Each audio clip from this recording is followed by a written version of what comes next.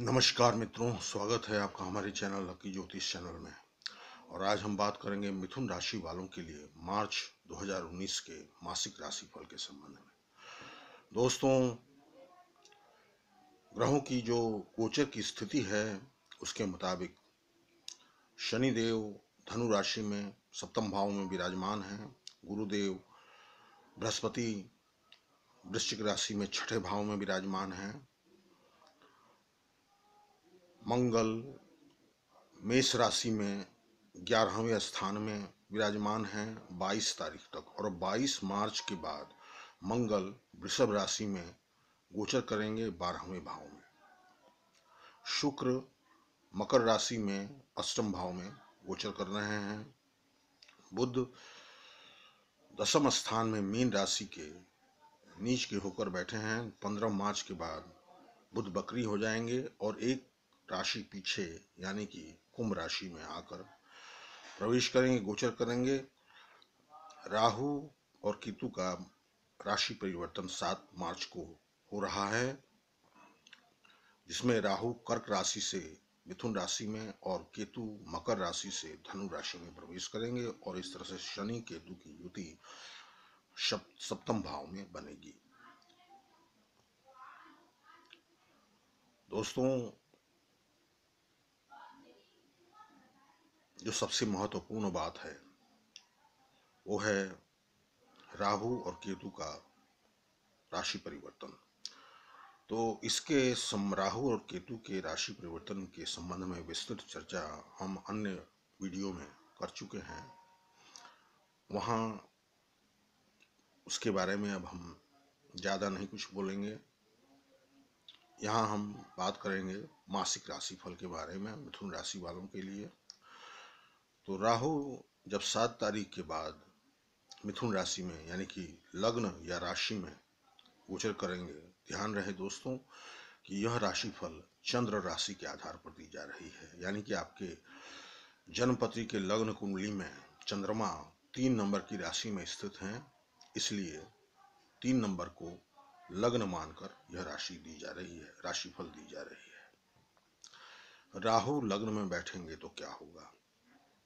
राहु क्या है? छल करते हैं, राहु भ्रम पैदा करते हैं। राहु आकस्मिक उत्थान और पतन के कारण बनते हैं। जीवन में अचानक से बहुत ज़्यादा धन दौलत प्रदान करते हैं, अचानक से बहुत ज़्यादा शोहरत प्रदान करते हैं, यश कीर्ति देते हैं, किंतु भटकाव की स्थिति भी पैदा करते हैं। चंचल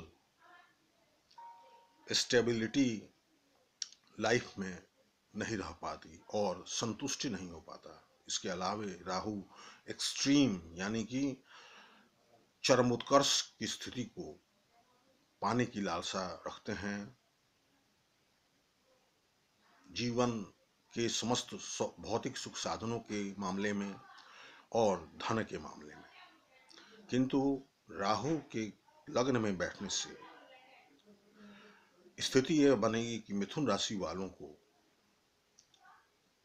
हालांकि यह राशिफल पूर्ण या आंशिक रूप से तभी लागू होगा जब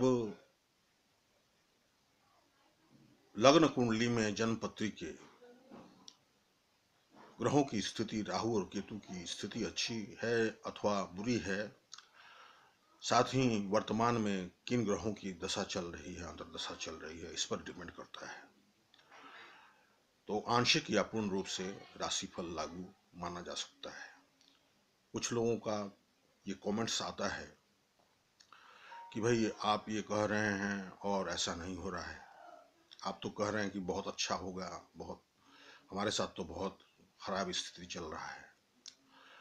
तो ऐसा होता इसलिए है कि यह सामूहिक रूप से राशिफल दी जाती है, लेकिन प्रत्येक व्यक्ति की अपनी व्यक्तिगत कुंडली है, व्यक्तिगत ग्रह स्थिति बनती है जन्म समय के समय में, और वर्तमान में ग्रहों की दशा अंतर्दशा भी कुछ सबकी अलग अलग होती है। तो उसके मुताबिक राशिफल में अंतर आता है।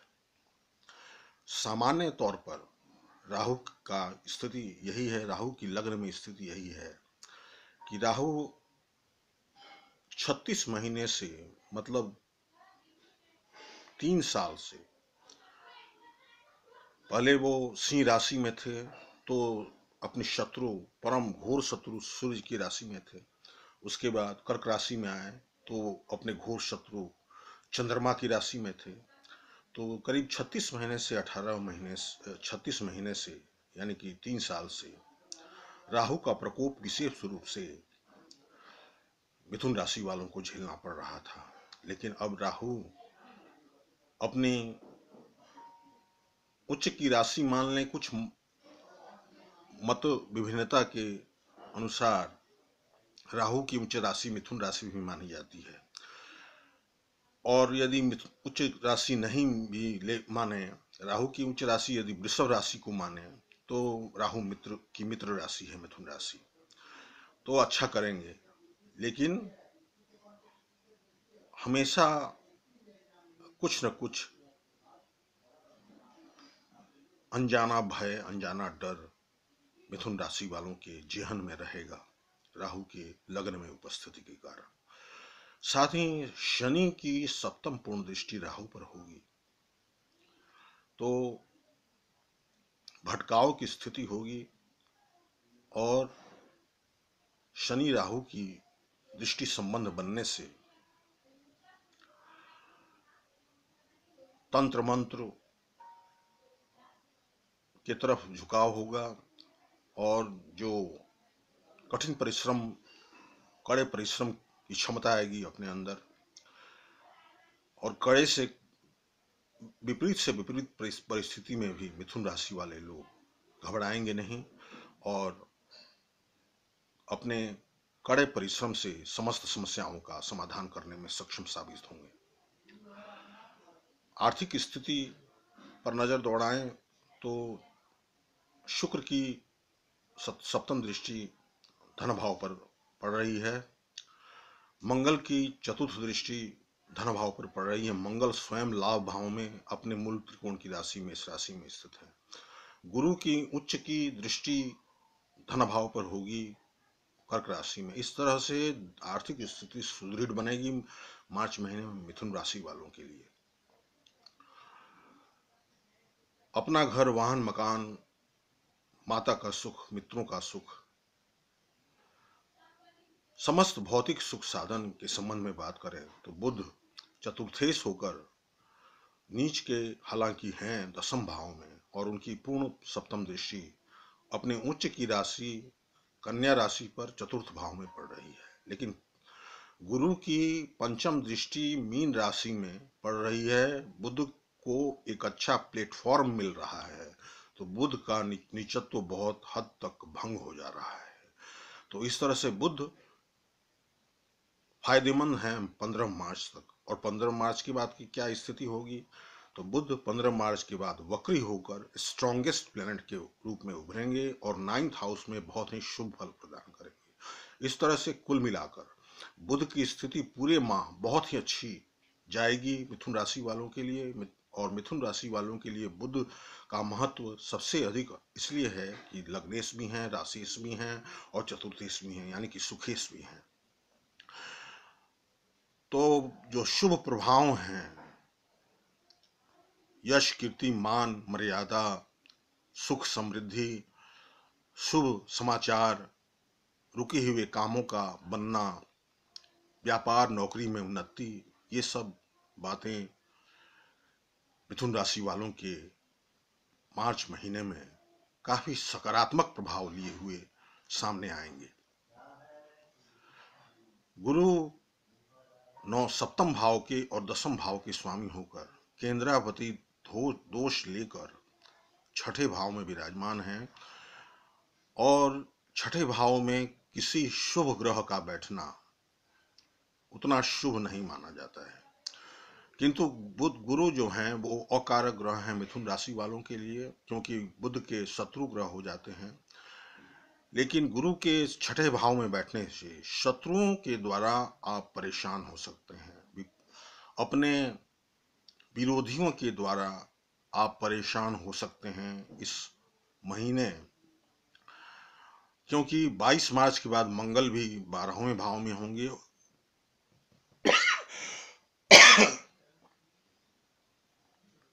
और गुरु मंगल का परस्पर दृष्टि संबंध बनेगा। तो इस तरह से विरोधियों से और शत्रुओं से सावधान रहने की आवश्यकता पड़ेगी मार्च महीने में। शनि और केतु की सप्तम भाव में युति होने से शादी विवाह के मामले में दाम्पत्य जीवन और वैवाहिक संबंधों में कटुता की स्थिति बन सकती है।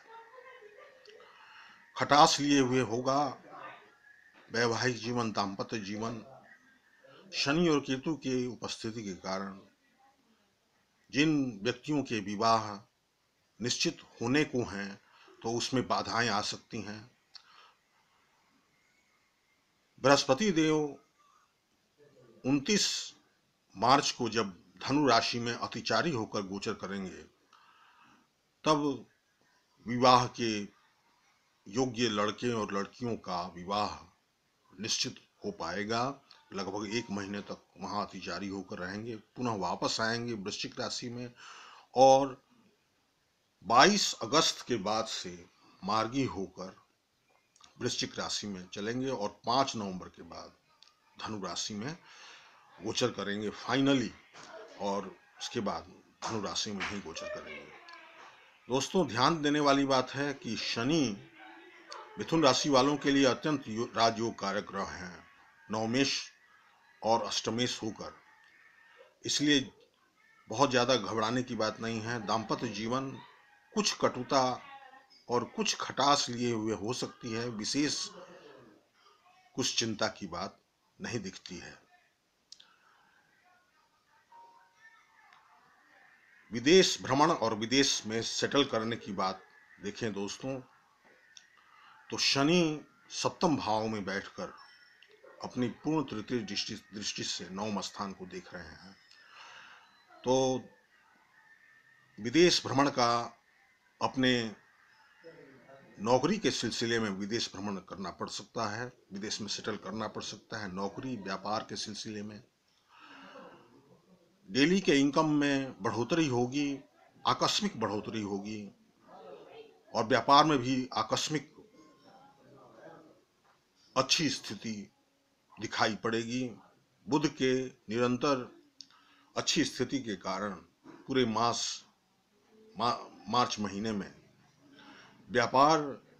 व्यापारी भाइयों को काफी लाभ की प्राप्ति होगी।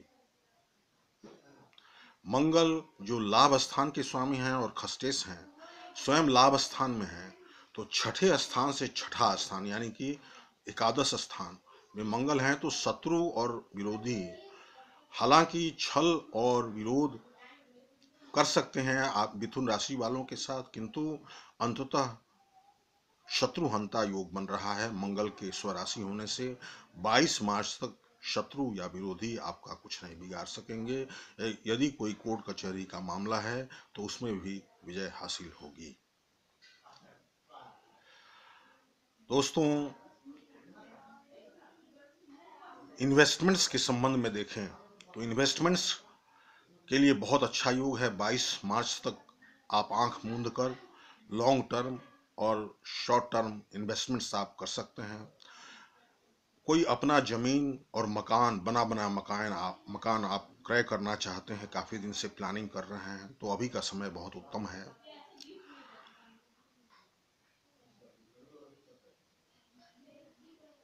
यदि किसी सरकारी नौकरी के लिए जो लोग प्रयासरत हैं सरकारी नौकरी के लिए, तो उनके लिए बहुत सुंदर योग बन रहा है। खासकर लिपिकीय संवर्ग के नौकरी के लिए यह विशेष योग बन रहा है गुरु के छठे भाव बैठने से और सूर्य के 15 मार्च के बाद मीन राशि में गोचर से। लिपिकीय संवर्ग की जो नौकरी है सरकारी नौकरी, उसमें विशेष रूप से सफलता मिलने का योग बनता है मिथुन राशि वालों।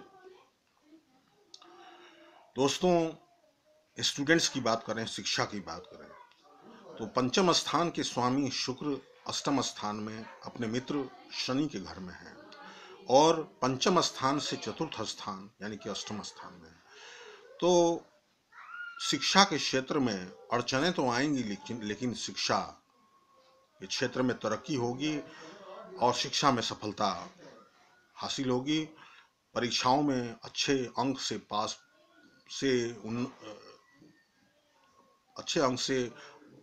पास होंगे विद्यार्थी जो मिथुन राशि वाले हैं। हायर स्टडीज और कॉम्पिटिटिव एग्जामिनेशंस के संबंध में बात करें तो बुध की अच्छी स्थिति और बुध की सप्तम दृष्टि चतुर्थ भाव पर पड़ने से कॉम्पिटिटिव एग्जामिनेशंस में सफलता पाने का बहुत सुंदर योग बन रहा है, बेहतरीन अवसर मिल रहा है और स्वर्णिम मौसम अवसर मिल रहा है मिथुन राशि वालों को मार्च महीने में, जो स्टूडेंट्स हैं, जो परीक्षार्थी हैं। हायर स्टडीज के लिए भी बहुत सुंदर योग है। 9th हाउस के स्वामी शनि केंद्र में विराजमान हैं, तो आकस्मिक रूप से विदेश में भी जाने का अवसर मिल सकता है। शिक्षा को लेकर विदेश में शिक्षा ग्रहण करने के लिए मिथुन राशि वाले व्यक्ति विदेश में भी शिक्षा ग्रहण करने के लिए जा सकते हैं, अच्छा अवसर उनको मिल सकता है। तो राहु के कारण दुर्घटना आदि की भी संभावना से इनकार नहीं किया जा सकता। छोटे मोटे चोट लगने इत्यादि से वाहन आदि चलाते समय विशेष सावधानी बरतनी आवश्यक है।